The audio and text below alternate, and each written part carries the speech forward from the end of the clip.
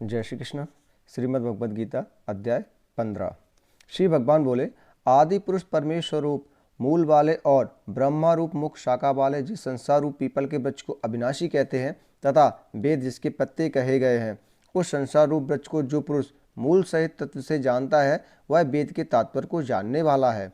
उस संसार वृक्ष की तीनों गुणों रूप जल के द्वारा बढ़ी हुई एवं विषय भोग रूप कोपलों वाली देव, मनुष्य और त्रियक आदि योनि रूप शाखाएं नीचे और ऊपर सर्वत्र फैली हुई हैं तथा मनुष्य लोक में कर्मों के अनुसार बांधने वाली अहिंसा, ममता और वासना रूप जड़ें भी नीचे और ऊपर सभी लोकों में व्याप्त हो रही हैं। इस संसार वृक्ष का स्वरूप जैसा कहा है वैसा यहाँ विचार काल में नहीं पाया जाता, क्योंकि न तो इसका आदि है और न अंत है तथा न इसकी अच्छी प्रकार से स्थिति ही है।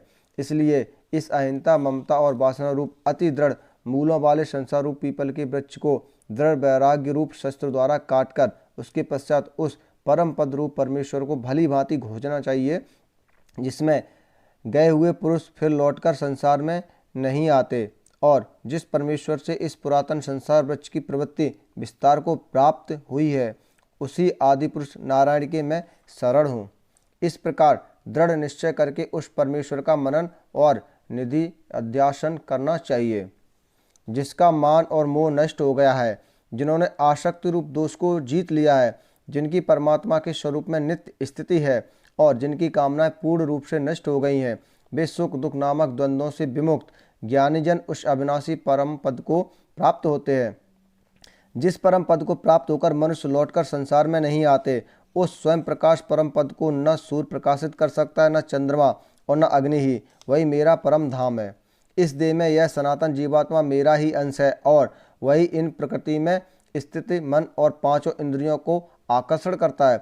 वायु गंध के स्थान से गंध को जैसे ग्रहण करके ले जाता है, वैसे ही देहादि का स्वामी जीवात्मा भी जिस शरीर का त्याग करता है उससे इन मन सहित इंद्रियों को ग्रहण करके फिर जिस शरीर को प्राप्त होता है उसमें जाता है। यह जीवात्मा छोत्र, चक्षु और त्वचा को तथा रसना, घ्राण और मन को आश्रय करके अर्थात इन सब के सहारे से ही विषयों का सेवन करता है।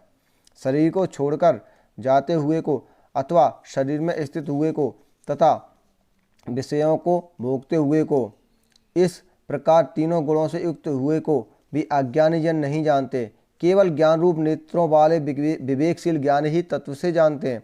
यत्न करने वाले योगी जन भी अपने हृदय में स्थित इस आत्मा को तत्व से जानते हैं, किंतु जिन्होंने अपने अंतःकरण को शुद्ध नहीं किया, ऐसे अज्ञानी जन तो यत्न करते रहने पर भी इस आत्मा को नहीं जानते। सूर्य में स्थित जो तेज संपूर्ण जगत को प्रकाशित करता है तथा जो तेज चंद्रमा में है और जो अग्नि में है, उसको तू मेरा ही तेज जान। और मैं ही पृथ्वी में प्रवेश करके अपनी शक्ति से सब भूतों को धारण करता हूँ और रस स्वरूप अर्थात अमृतमय चंद्रमा होकर संपूर्ण औषधियों को अर्थात वनस्पतियों को पुष्ट करता हूँ। मैं ही सब प्राणियों के शरीर में स्थित रहने वाला प्राण और अपान से संयुक्त वैश्वानर अग्नि रूप होकर 4 प्रकार के अन्न को पचाता हूँ।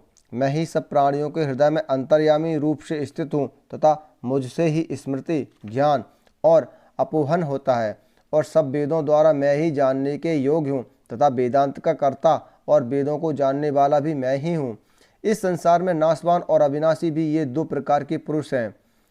इनमें संपूर्ण भूत प्राणियों के शरीर तो नाशवान और जीवात्मा अविनाशी कहा जाता है।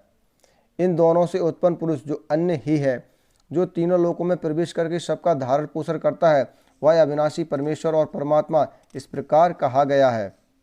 क्योंकि मैं नाशवान जड़ वर्ग क्षेत्र से तो सर्वथा अतीत हूँ और अविनाशी जीवात्मा से भी उत्तम हूँ, इसलिए लोक में और वेद में भी पुरुषोत्तम नाम से प्रसिद्ध हूँ।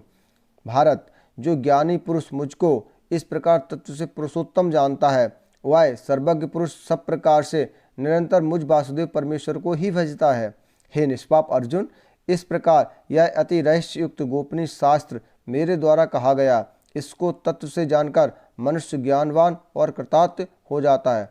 जय श्री कृष्ण। श्रीमद् भगवद गीता अध्याय 15 संपूर्ण हुआ।